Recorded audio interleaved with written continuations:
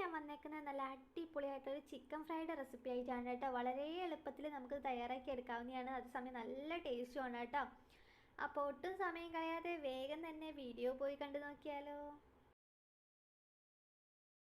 അപ്പോൾ ഇത് തയ്യാറാക്കി എടുക്കുന്നതിനായിട്ട് ആദ്യമേ തന്നെ ഞാനിവിടെ മിക്സിയുടെ ചെറിയ ജാറെടുത്തിട്ടുണ്ട്. അതിലോട്ട് ഒരു പച്ചമുളക്, ഒരു മീഡിയം സൈസ് ഇഞ്ചി, പിന്നെ കുറച്ച് വെളുത്തുള്ളി, ഒരു ടീസ്പൂണോളം പെരിഞ്ജീരകം കൂടെ ചേർത്ത് നല്ലപോലെ ഒന്ന് ക്രഷ് ചെയ്തെടുക്കാം.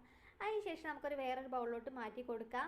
പിന്നീട് ഇതിലേക്കുള്ള പൊടികൾ ചേർത്ത് കൊടുക്കുക. അപ്പോൾ ഇതിലേക്ക് 1/2 ടീസ്പൂൺ മഞ്ഞൾപ്പൊടി, 1 ടേബിൾ സ്പൂണോളം മുളക് പൊടി, ഒരു 1/4 ടീസ്പൂണോളം ചെറിയ ജീരകത്തിൻ്റെ പൊടി, ഒരു 1/2 ടീസ്പൂണും ഗരം മസാല, 1 ടീസ്പൂണോളം നമ്മുടെ ക്രഷ്ഡ് ചില്ലി ചേർക്കുന്നുണ്ട്.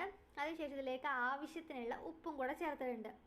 പിന്നീട് നമ്മൾ ഇതിലോട്ട് ചേർത്ത് കൊടുക്കുന്നത് തൈരാണ്. അപ്പോൾ ഞാനൊരു 2 ടേബിൾ സ്പൂണോളം തൈരും കൂടെ ചേർത്ത് കുറച്ച് കറിവേപ്പിലയും കൂടെ ഇട്ട് നല്ലപോലെ ഒന്ന് മിക്സ് ചെയ്തെടുത്തിട്ടുണ്ട്. ഇനി അതിലേക്ക് നമ്മൾ കഴുകി മാറ്റി വെച്ചേക്കുന്ന ചിക്കൻ ചേർത്ത് കൊടുക്കും. ഞാൻ അവിടെ 1 കിലോ ചിക്കൻ എടുത്തേക്കുന്നത് കേട്ടോ.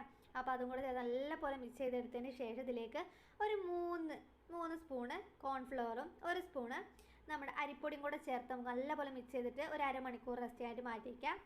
അതിനുശേഷം നമുക്ക് ഇതൊന്ന് ഫ്രൈ ചെയ്തെടുക്കാം. അപ്പോൾ ഞാനതവിടെ ചീനച്ചട്ടിയിൽ എണ്ണയൊക്കെ ചൂടാക്കാനായിട്ട് വെച്ചിട്ടുണ്ട്. അപ്പം നമ്മുടെ ഓരോ ചിക്കൻ കഷ്ണങ്ങളോട്ട് നമുക്കൊന്ന് ഫ്രൈ ചെയ്തെടുക്കാം.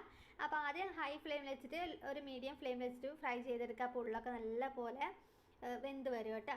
അപ്പോൾ ഇത്രയേ ഉള്ളൂ, വളരെ എളുപ്പത്തിൽ തയ്യാറാക്കി എടുക്കാവുന്നതാണ്. അപ്പോൾ നല്ല ടേസ്റ്റാണ് കേട്ടോ കഴിക്കാനായിട്ട്. അപ്പോൾ എല്ലാവരും ട്രൈ ചെയ്ത് നോക്കുക, എല്ലാവർക്കും ഇഷ്ടപ്പെടും.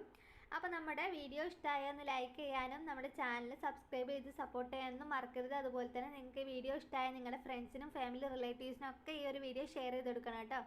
അപ്പോൾ ഇത്രയേ ഉള്ളൂ. അപ്പോൾ പുതിയൊരു റെസിപ്പി ആയിട്ട് വീണ്ടും കാണാം. താങ്ക്